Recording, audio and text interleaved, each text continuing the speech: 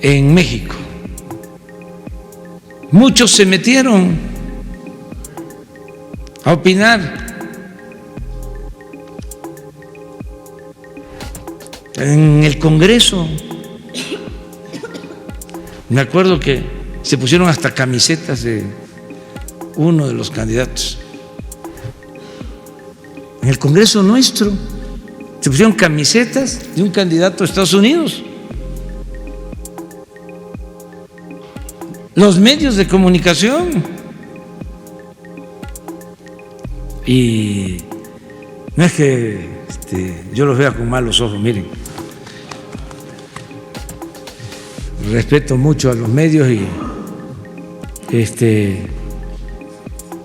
tengo mucho afecto, ¿sí? Pero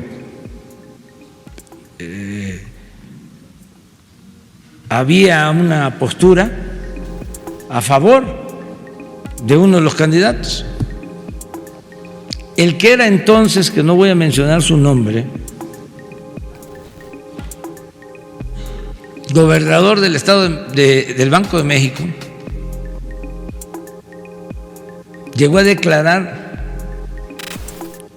una semana antes de la elección en Estados Unidos. Imagínense, el gobernador del Banco de México declarando que si ganaba uno de los candidatos, que no voy a mencionar quién, iba a haber un huracán fase 5 que iba a arrasar con nuestra economía. Quisiera preguntarle sobre esta decisión de asignar ex elementos del Estado Mayor a Evo Morales. ¿Cómo fue que tomaron esta decisión? Y de alguna manera es como revivir pues una práctica que usted erradicó con la desaparición de esta corporación. Bueno, qué bien que me pregunta para recordar. Existía el Estado Mayor presidencial. Cuidaban al presidente 8,000 elementos. Era un abuso, un exceso, una extravagancia. No creo que cuiden al presidente Trump tantos elementos. 8,000 elementos que ganaban más que los soldados, que los marinos, que los policías. Un cuerpo de élite. Para contextualizar y contestar tu pregunta, porque me da la oportunidad de informar, porque a veces sobre esto no se informa. Estas cosas pasan como de noche. Se tomó la decisión de cancelar, de que ya no exista este cuerpo de élite. Se decidió que no haya Estado Mayor presidencial, porque además de que eran muchos, gastaban también muchísimo. El año pasado gastaron solo en mantenimiento de unidades y en viajes 2,000 millones de pesos. Por eso, en presidencia, el año pasado se gastaron 3,600 millones, porque ahí están esos 2,000 de gasto. Los rastrillos, ¿no? El gel, el gasto en el internet, el mantenimiento de aviones, de helicópteros, todo eso. Ahora vamos a ejercer en presidencia 800 millones. Vamos a ahorrar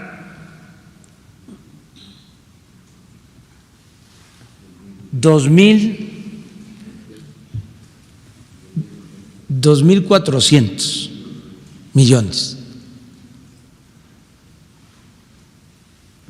Hasta lo estoy diciendo más despacio que de costumbre. De por sí no hablo de corrido, pero ahora quiero que se informe bien. Todo esto porque nuestros adversarios solo ven, ¿sí?, la paja en el ojo ajeno y no la viga en el propio. Bueno, ya no hay Estado Mayor. ¿Qué pasó con esos elementos? Se fueron a la Secretaría de la Defensa, todos a la Secretaría de la Defensa. Y cuando se necesita, como ya son miembros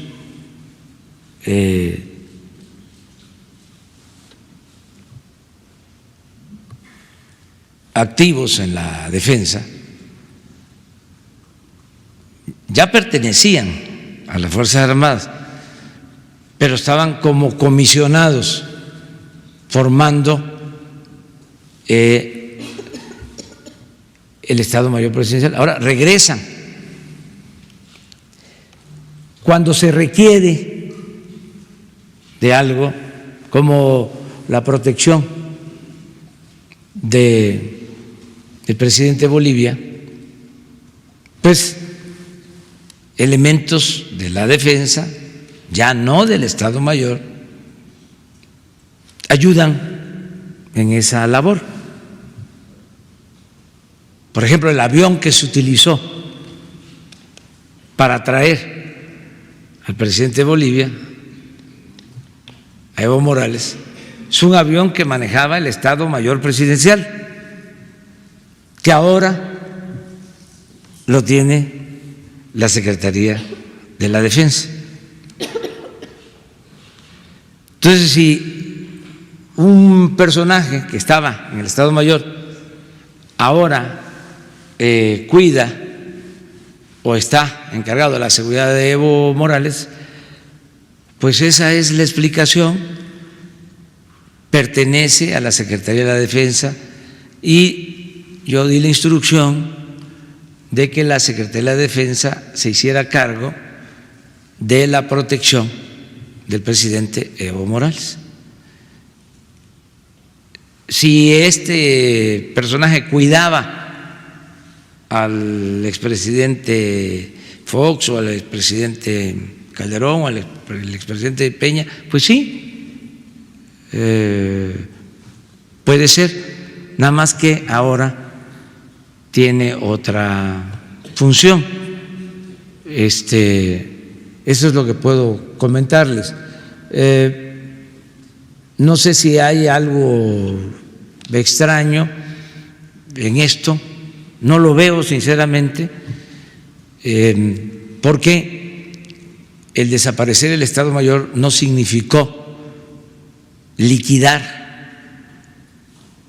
a los oficiales, a los elementos de esta corporación, de este cuerpo de élite, sino fue trasladarlos a la Secretaría de la Defensa.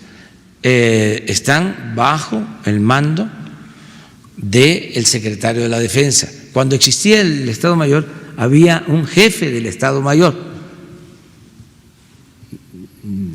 de esta guardia, ¿no?, del Estado Mayor. Existía un general, eso ya no hay, ya no existe. Ahora el general secretario es el que decide sobre esto. Esa es la respuesta. En la valoración de su gobierno, ¿existen suficientes señales como para pensar que Evo Morales requiere de una escolta de ese nivel y del uso de las camionetas que existían? Sí. ¿Hay amenazas sobre su vida estando en territorio mexicano? queremos nosotros alarmar, pero la situación en que estaba en Bolivia era una situación de mucho riesgo. Por eso estoy invitando a que se lea lo que fue el exilio de Trotsky en esa espléndida novela. Imagínense lo grande, aunque no les guste, pero ofrezco disculpas por anticipado, lo grande de Lázaro Cárdenas, porque le da protección a la comunidad judía, protege a los españoles y a Trotsky, que era un perseguido del estalinismo, que no lo aceptaban en ninguna parte.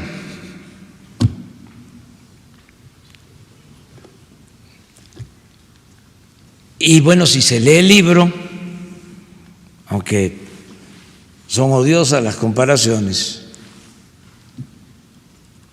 pero la historia es la maestra de la vida, pues aquí, estando en el exilio, primero hubo un atentado y luego fue asesinado. Entonces, sí tenemos nosotros que cuidar a los que vienen en calidad de refugio, de asilo a nuestro país, como también porque los conservadores son de veras que cosita, ¿eh? A ver, ¿y quién cuida a los mexicanos, no? Pues nosotros también tenemos la obligación de cuidar a todos los seres humanos, y cuidarlos con esmero. A eso nos dedicamos desde muy temprano, a que haya paz, a que haya tranquilidad en el país.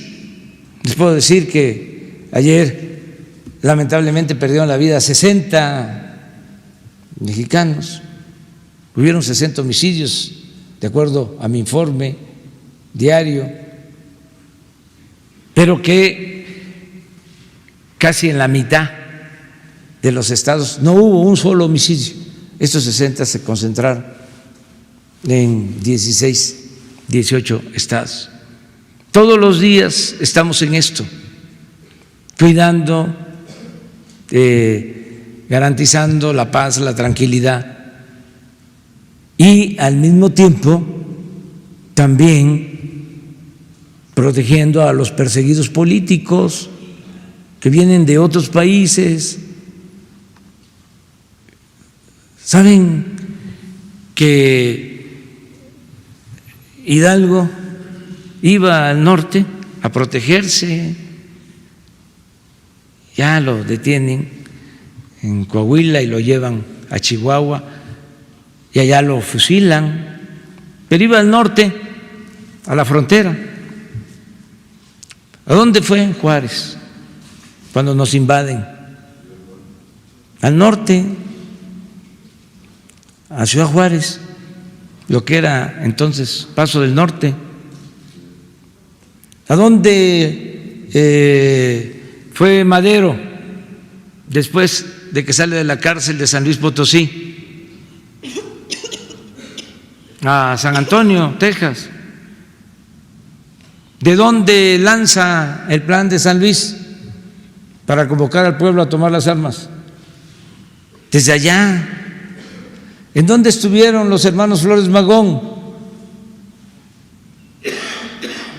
En Estados Unidos. Estamos hablando de el norte. Bueno, los que son perseguidos políticos merecen protección, y esa es una tradición de México, y lo ha hecho con perseguidos por ideales de izquierda y también por quienes han sido repudiados en sus pueblos por aplicar políticas autoritarias o de derecha. Les hablaba yo ayer del caso de Zelaya, que Porfirio Díaz lo protege, era presidente de Nicaragua y tiene conflictos con el gobierno de Estados Unidos, y manda a Porfirio a buscarlo, manda una embarcación y llega la embarcación a Salina Cruz, y les decía cómo El Imparcial, que era el periódico oficioso del régimen porfirista, destaca 8 columnas la llegada de Zelaya. Y el Shah de Irán y otros personajes. Entonces es un derecho. Todo esto se tiene que ir entendiendo poco a poco. Además, nosotros somos respetuosos de nuestra Constitución y aplicamos los principios constitucionales, el artículo 89, solución pacífica de las controversias, no intervención, autodeterminación de los pueblos, y el derecho de asilo, y siempre va a ser así, y somos libres y somos soberanos, y le reconozco al gobierno de Estados Unidos, y en particular al presidente Trump, que no haya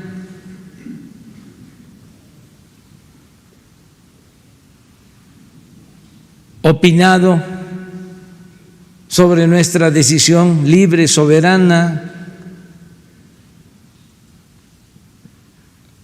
Nosotros no tenemos por qué pedirle permiso a nadie para actuar.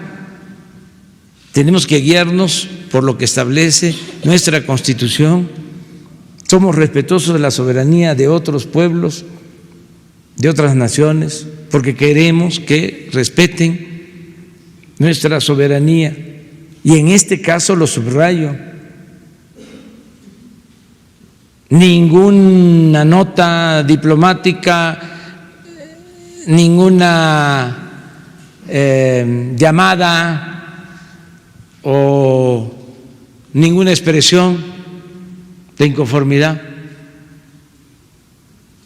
Hay respeto a México y a su gobierno, porque nosotros respetamos al gobierno de Estados Unidos y respetamos a su presidente. Hay respeto mutuo. Quisieran algunos que nos peleáramos. No. Ahora hay un proceso interno en Estados Unidos. No opinamos, no nos corresponde. ¿Qué hicieron cuando las elecciones en Estados Unidos?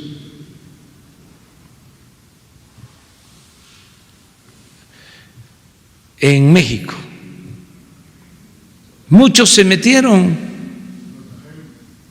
a opinar. En el Congreso, me acuerdo que se pusieron hasta camisetas de uno de los candidatos.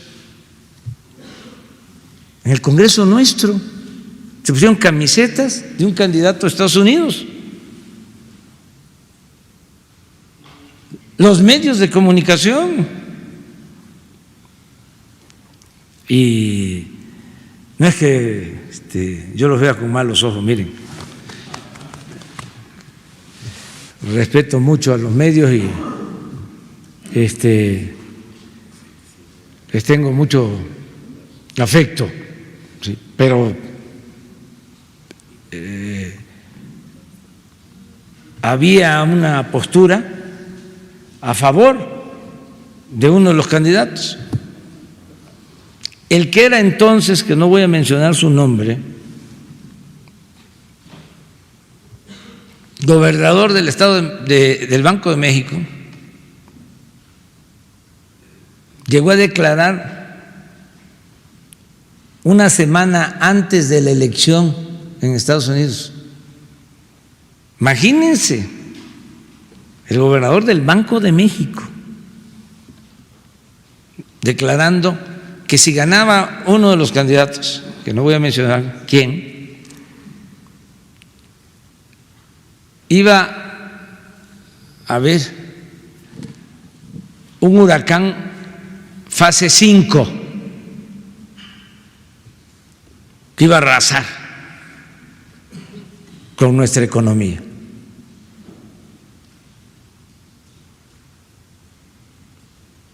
Estoy refrescando todo esto, pues, para que no olvidemos.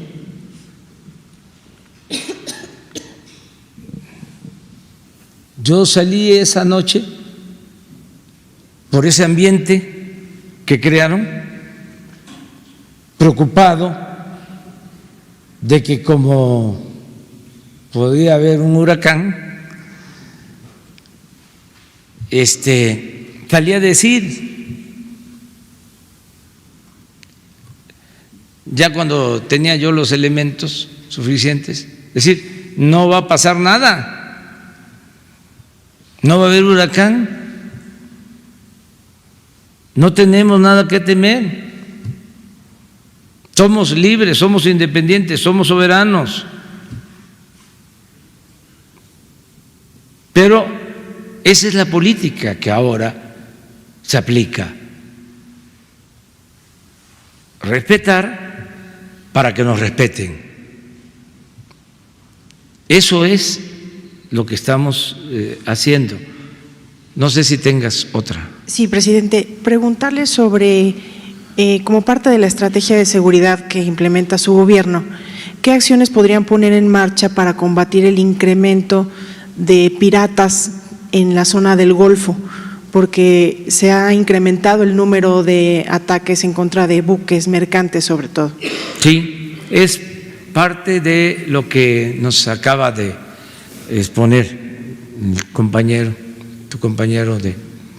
nuestro compañero de Excelsior, de la piratería que hay en el Golfo, en el Caribe, de las extorsiones. Hay asaltos a embarcaciones, hay desmantelamiento de plataformas de Pemex en aguas someras, en Campeche. Ya estamos atendiendo eso. En Dos Bocas se va a tener una base militar, naval, de la Secretaría de Marina, para atender todo el Golfo, toda esa región, los litorales de México. Es un plan de la Secretaría de Marina que va a incluir el control de los puertos, de todos los puertos. ¿A qué atribuyen el incremento de estas actividades ilícitas en alta mar? Es que se van acotando otras actividades ilícitas y van cambiando de giro. Por eso el tratamiento tiene que ser integral, no es solo una decisión. En materia de seguridad pública, lo he dicho varias veces, son varios eslabones de una cadena. es todo, pero lo más importante es el bienestar.